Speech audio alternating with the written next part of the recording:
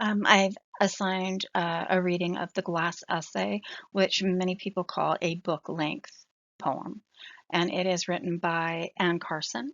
The objectives for this lecture are I'm going to very briefly go over a biography of Anne Carson, a brief summary of the poem. I think I actually give you a few of them because there are really different ways of accessing this piece. This is a long, narratively structured, non-sequential poem that utilizes leaps in time and space. I want to focus on those aspects that Kevin Clark refers to in his chapter regarding the work of poetic jump cuts, our montage, our collage, etc. I'm not lingering on the work itself. What I want to really look at is how she does that, how she separates these sections. Anne Carson was born in 1950. She's a Canadian poet, essayist, translator, classicist, and professor. She was trained at the University of Toronto. Carson's taught classics, comparative literature, and creative writing at universities across the United States and Canada since 1979, including McGill, Michigan, NYU, and Princeton. So there are a number of things to be aware of with Anne Carson's writing. She likes writing in a hybrid format. So she wants to utilize the idea of an essay, and we certainly see that to some degree in this poem, particularly because it is, after all, called the Glass Essay.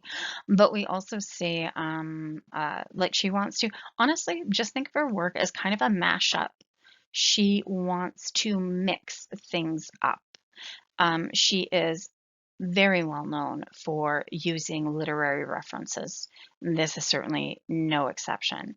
Obviously, she is, in this piece, we see a recurrence on the writing and the life of Emily Bronte. The poem has little plot in a conventional sense. Um, there are, for example, a few scenes with the speaker and her mother and their conversations, but a storyline per se isn't actually what is important in this poem. For the most part, what we're seeing is the speaker as she sits, walks around in the moor, the Canadian moor around her mother's property. I'm imagining she's somewhere in the Maritimes, and she's remembering things about her former lover. His name is Law, and she's also thinking about the life and work of Emily Bronte, of course, among other things. Despite all of this kind of unusualness of this poem, it does have a very conventional narrative structure. She relies on that first person pronoun, I, that we have come to expect from those female poets that came before her, such as Sylvia Plath, Anne Carson, that so-called confessional poetic structure. Carson is certainly not a confessional poet. Notice how she relies upon, and I cannot say this enough to you, she relies on complete sentences. Complete sentences are needed in the case of almost all writing because it is a foundation and a grounding for your reader. Um, Poetry, creative writing is absolutely no exception.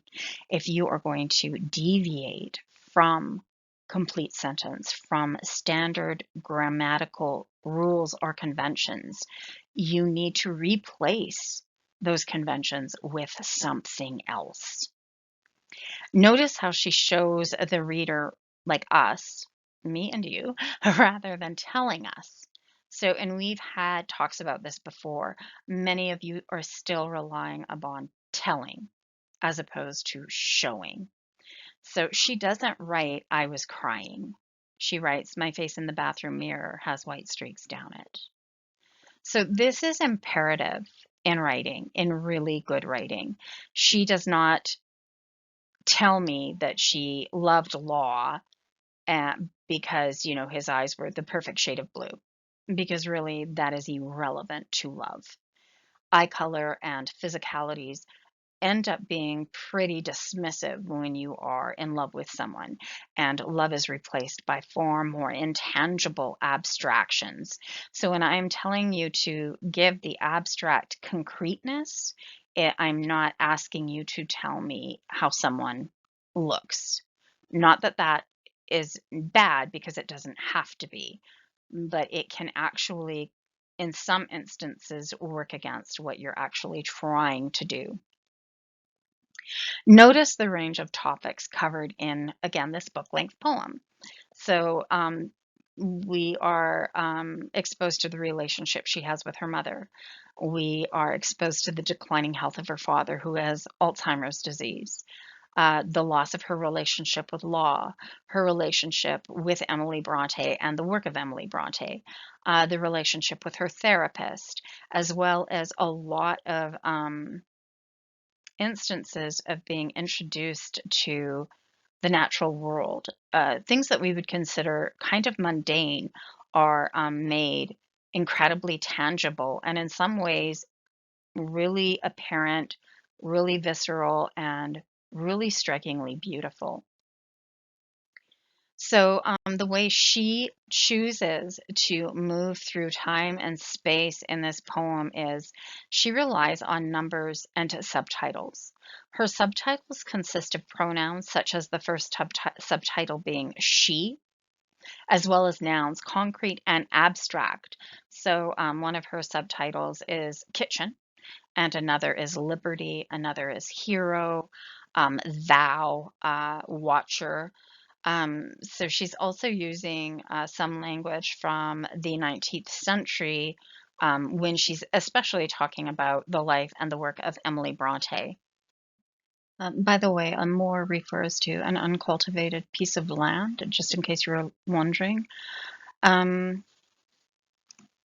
what I want to do is just take a moment and just look at, I'm hoping this will help. She writes in the glass essay, "You remember too much, my mother said to me recently. Why hold on to all that?" And I said, "Where can I put it down?" Please pay attention to just the construction of her lines. I think that some of you, when you're writing poetry, are really trying very hard to make it poetic, as opposed to trying to evoke a response in a reader. And that's what good writing is meant to do. So, if in some ways you can almost separate yourself from it. And she writes, "Crops of ice are changing to mud all around me as I push on across the moor." So, what is she saying? And think what a beautiful way of saying that the ground is melting, that winter is receding. That's just crops of ice are changing to mud all around me. So again, she's saying something very, very simply in a beautiful way and in an unexpected way. She writes, "The hardest thing about losing a lover is to watch the year repeat its days." So she's talking about the loss of love, clearly. But just again, think of this. The hardest thing about losing a lover is to watch the year repeat its days. So she's talking about that first year of living without someone, and everything is marked by their absence. My first Christmas without him or her. My first Christmas, and this applies to really anyone. My first Christmas without my parents. My first Christmas without my mother. My first Christmas without my child, God forbid. So really think about that. The hardest thing about losing a lover is to watch the year repeat its days. The hardest thing about losing a loved one is watching the absence of them unfold that first year. She writes, "It is as if I could dip my hand down into time and scoop up blue and green lozenges of April heat." Is there anything as beautiful as good poetry when it's good? She writes, "When Law left, I felt so bad I thought I would die. This is not uncommon."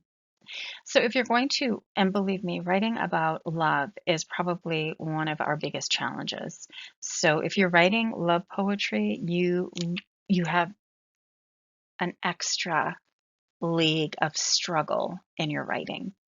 Because how do you say, I lost love without it sounding mundane, without it sounding as if this is something we have all heard before, without it sounding as if you were being prone to melodrama and self-pity and sentimentality. So these are real struggles, so that when you're writing about love, either the discovery of it or the loss of it, it is probably you're setting a very difficult task. Uh, and again, when Law left, I felt so bad I thought I would die. And this is not uncommon. See how beautifully she does that? She is recognizing every breakup is this feeling of, I'm going to die. I can't possibly live without you. And she says it just simply. When Law left, I felt so bad I thought I would die. This is not uncommon. It's that this is not uncommon that really solidifies it. She writes, not enough spin on it, he said, of our 5 years of love. Inside my chest, I felt my heart snap into two pieces which floated apart. Imagine, she's describing a broken heart, and she's describing it in quite a different way.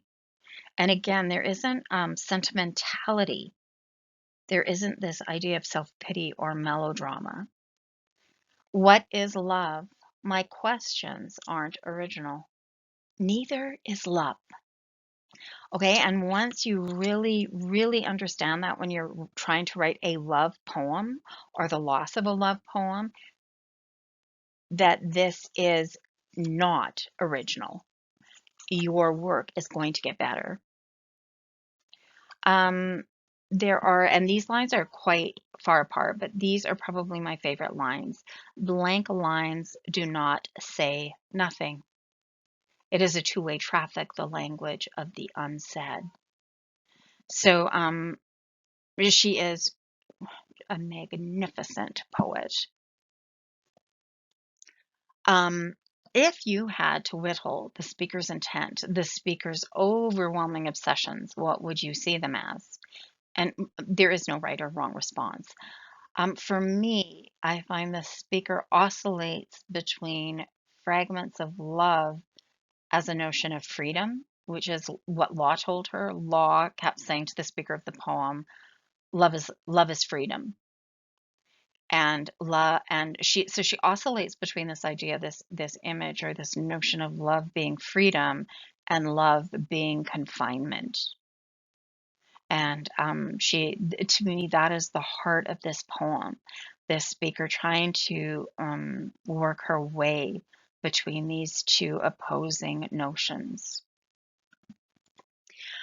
This is one of my favorite pieces of writing. I think it is brilliant, and that is an understatement.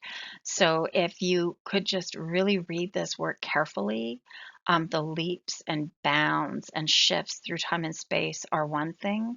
The simple construction of her sentences are something to behold, to sound completely melodramatic and perhaps a little bit sentimental.